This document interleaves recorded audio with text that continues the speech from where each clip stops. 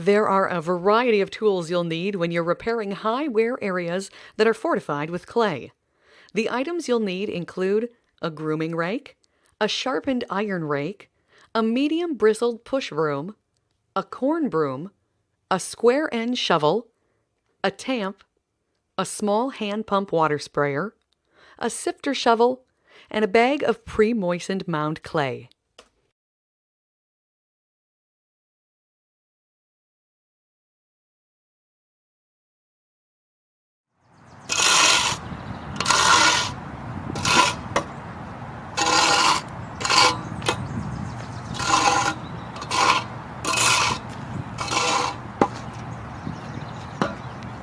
Okay, so you'll see I've swept away all the top dressing and loose material that was sitting on the top of this mound. Now I'm down to the solid base material of clay because I want to be able to see the damage that's been done over yesterday's games.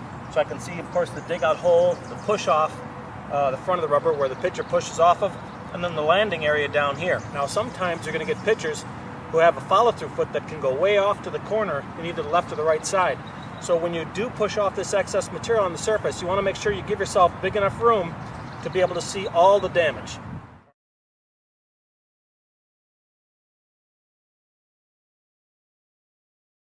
After you've pushed away the loose material on top, you should check for high spots, not just the more obvious low spots. If the field was still moist when play began, some of the clay material can actually be pushed into creating high areas that rise above finish grade. If you detect high spots, you'll want to cut those areas down with a sharpened iron rake before you begin repairing the low spots.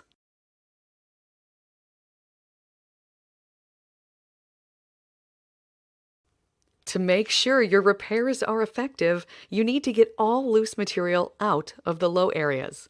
New clay will not bind with the existing clay if there is old loose soil left behind.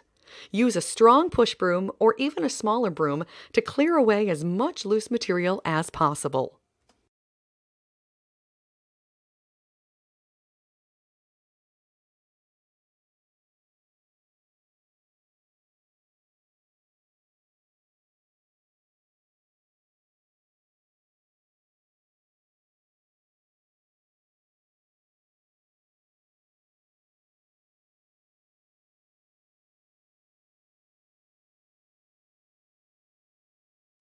Next we'll come in here with a push broom and push the remainder of the contamination off of the clay. We want to get down to the firm surface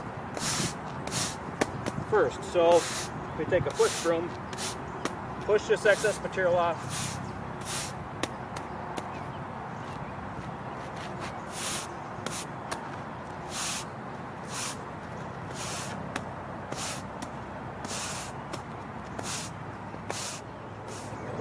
And we'll come in with a smaller broom to get inside these holes, get these last little parts of contamination out. If we leave this loose material in this hole, what's going to happen is as we wet this hole and then try and bind clay to this, if there's contamination in here like this top dressing, that brand new clay that goes into this hole is not going to bind well, and subsequently that clay will fracture out of there fairly quickly. We want to make sure that we glue down to virgin clay down beneath here. So we want to get all of this contamination out.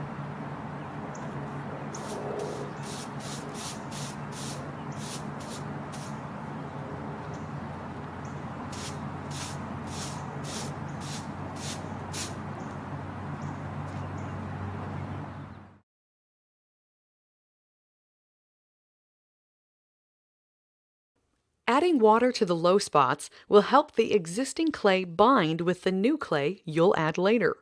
Using a small hand pump sprayer, add water to the low spots.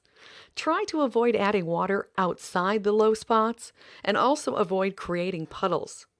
A watering can or hose can be used, but you'll have much better control with a hand pump sprayer. You may need to scarify the areas with an iron rake after you've added water, especially in the more shallow holes.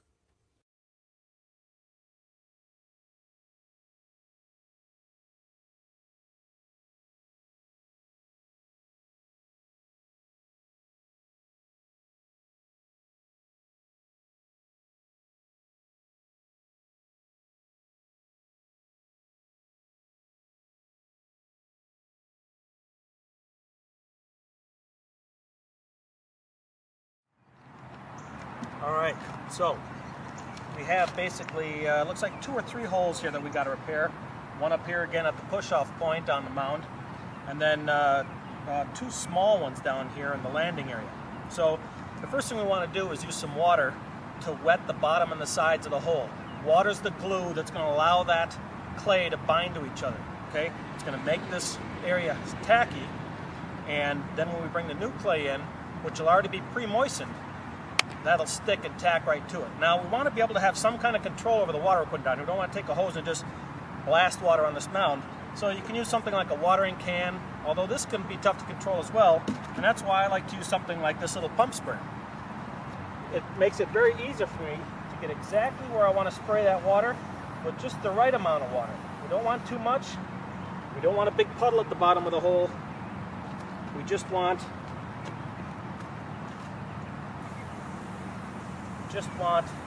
just enough water there to make it tacky. Give it a minute or two to sink in and soak up. So I've got a little bit more over here. And we also, the other thing we don't want to do is have water, again, out away from the hole, because that's just areas where it's going to allow contaminants to stick to the tamp if we allow that to get wet as well. Okay? So we've got these pre-moistened. Now we're ready to put the patch in. Now, because these holes are fairly shallow, I'm probably going to go in here and just lightly scarify these and make some grooves in here for the clay to be able to get in there and grab. Okay, if it remains a smooth surface, the problem is that sometimes that clay might not bind very well, and it'll actually fracture and come out of there pretty easily. All right, so if we rough up the surface, it's going to give a better chance of that binding. If we want to, we can actually go in there and put a little bit more water in there while we scratch it. If it's a fairly deep hole, I personally don't find it as critical that you have to do that. Okay, there's enough depth in there that it's going to get in there. Again, that water on the sides here is going to still grab it and tack it there, but it's going to be, because of a deeper hole, it's going to be hard to shear out real easy. It's those really shallow holes that are critical that you keep the area roughed up so it's got something to grab onto.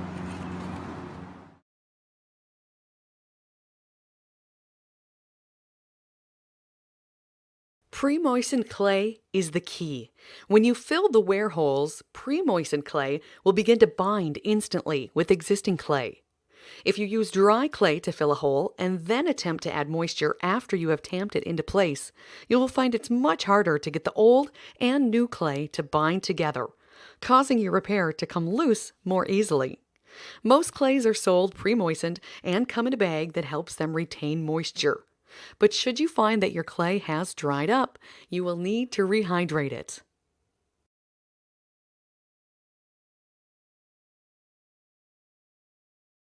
Adding moisture back into dried clay is fairly easy to do.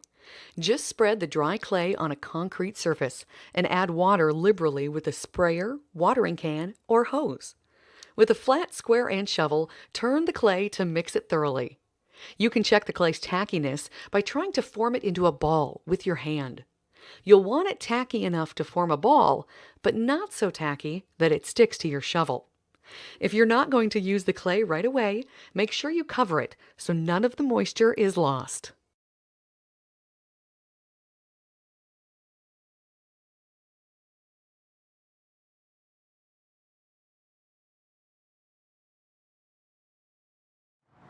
If the shredded bag clay that you're going to use to repair your mound or home played clay area has gotten dry in the bag, then what you might need to do is spread that bag of clay or however amount that you're going to need to use to repair that particular day, spread it out on a concrete or asphalt area, and what we'll do is we'll pre-moisten it, because it's a lot easier to repair a mound or home plate clay area with pre-moistened clay than if you put dry clay in and try and hydrate it while it's in the repair hole. It's much tougher to get that water all the way through that clay. So we pre-moisten it first. That makes the repair a lot easier once we get down on the field. What we'll need today is basically a shovel and some water. So we take our pump sprayer and we're going to be very careful. We don't want to overwater this. We don't want it to get sloppy. We want it to get moist enough so that when we ball it up in our hands, we can make a nice ball without it getting too sticky, because we don't want it to stick to our tools either. So we want to put just the right amount of moisture on it. So I'll spray it here with our sprayer. Alright, we'll start with that. What we're going to do is knead this, almost like we're kneading dough. Simply just by turning it.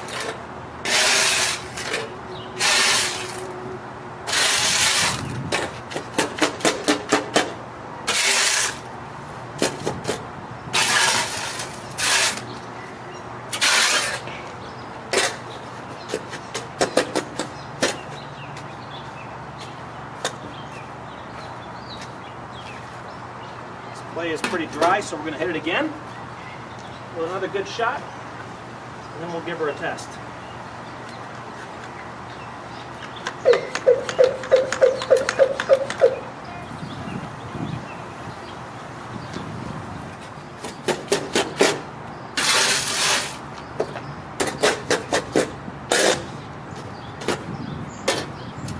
Grab some, make a ball of it.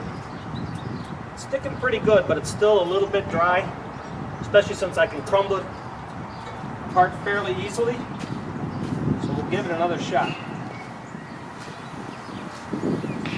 This is a much better and more controlled method than if you use a watering can, which again is real tough to meter that water out, unlike a nice little hand sprayer like this, where we can be pretty delicate with how much water we put on.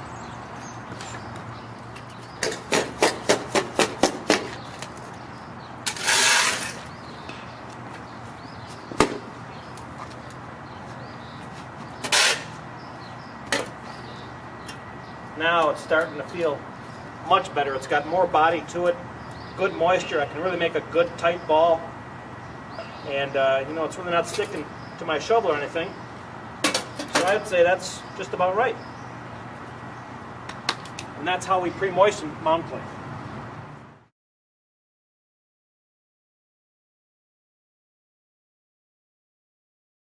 After you add new clay to repair the low spots, you'll need to seat the clay so it's ready for tamping.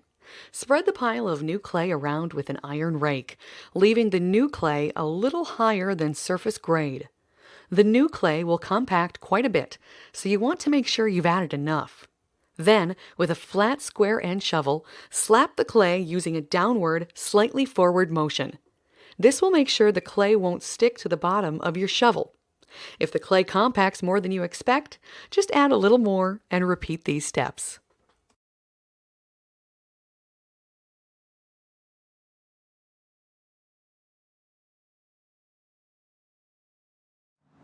And now we'll come in with our fresh clay. This is all right out of the bag, and usually it's going to be pretty moist.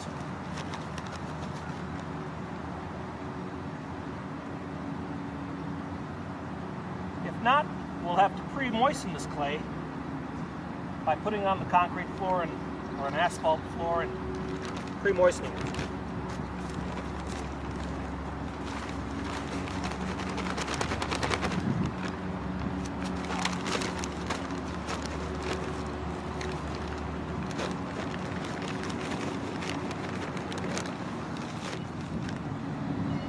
Remember, there's a lot of air here because this is fairly well granulated. So it's going to compact quite a ways. So make yourself a little bit higher pile than what you think. Now before I tamp this clay, what I like to do is seat it. And I seat it by using the back of a flat end shovel. By hitting it in a downward and forward motion, that allows me to seat the clay into the hole. And it's going to do some preliminary tamping. And this works to avoid getting clay sticking to the tamp. And I'll show you what I mean. Just a nice downward, slightly forward motion.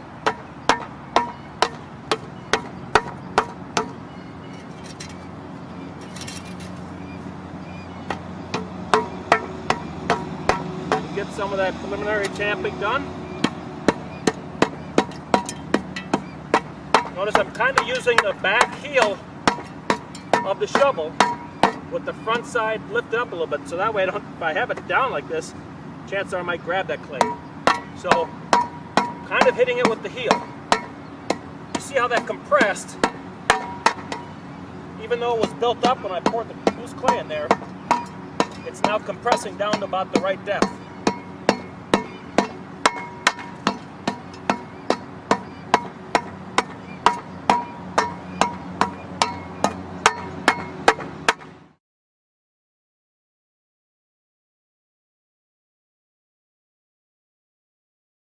Tamping is important to not only make sure the clay binds well with existing clay, but also to make sure the repair is firm and even with the existing finish grade. You'll want to start tamping along the outside edges and work your way inward. If clay sticks to your tamp, just grab a handful of old soil and rub it on the tamp. If there are areas of clay that are extra wet, you can also add a dusting of dry soil to those areas as well.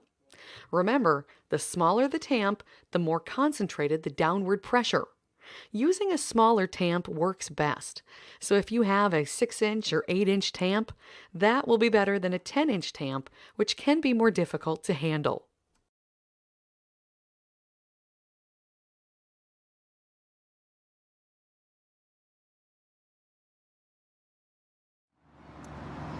All right, so a little word about tamps. You see I've got here a 10 by 10 tamp and a 6 by 6 tamp. These are very hard to come by these days. Typically you'll see a 10 by 10 or an 8 by 8. But the thing I want you to walk away with here in this lesson is that the bigger the tamp you have, the more you spread out your pressure that you're putting down on the patch. So the smaller the tamp you have, the more concentrated you're applying all your down pressure and packing that clay. So you can pack a patch a lot tighter with a smaller tamp than you can with a larger tamp. And as it is, using a 10 by 10 tamp like this can get kind of awkward because of the size of it. And you'll have problems with taking the tamp and hitting it squarely on the mound. Okay? A lot easier with a smaller tamp. So, you know, if you're dealing with a large patch, then a 10 by 10 tamp works nice to preliminarily seat it, and then to really get the packing power, you can come back with a smaller tamp. Otherwise, I like to use a small tamp as much as possible, again, because my packing power is much stronger and much more concentrated in that smaller area.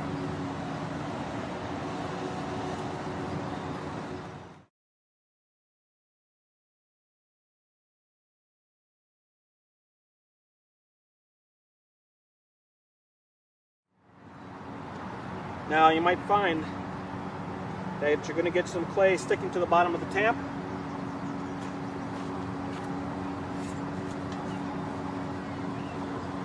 What I will do typically is just shave it off. Okay, I've got a little moist area there.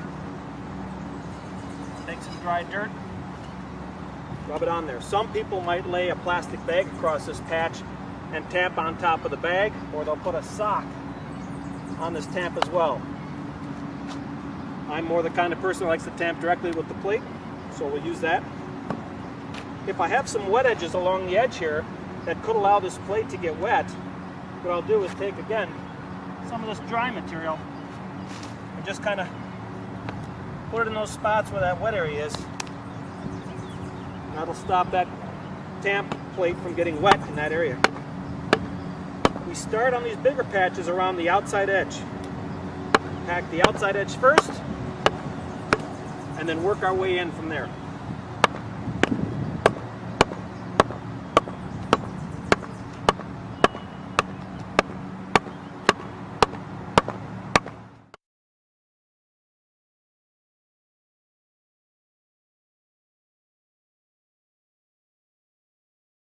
Although the new clay has been tamped firmly into place, there may still be some high spots.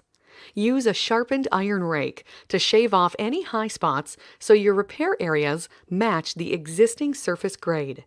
Working around in a circular fashion will help you cross-cut the new clay, ensuring an even surface. If you notice any low spots, just add a little more clay and tamp those areas. When you're done, remove any loose material and retamp one more time.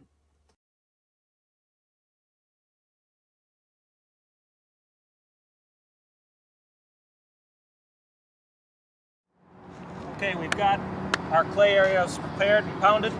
Now we're going to cut these down to grade because they're just sitting up just a little bit high. And so what we're going to use for that is a sharpened iron rake. We've taken this rake edge here we've sharpened those edges to make it just a little bit easier to shave this down. And using the existing surface grade as your guide, we'll come in here and shave those areas off.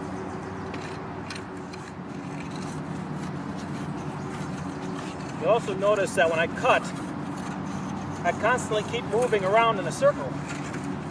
That's so that I cross-cut these instead of cutting it all from the same direction.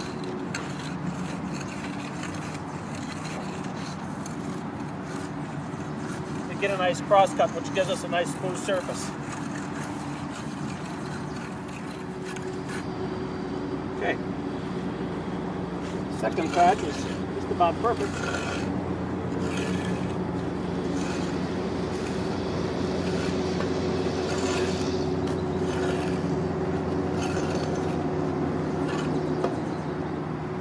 Push the material away that we scraped off, and we come back with a secondary tamp.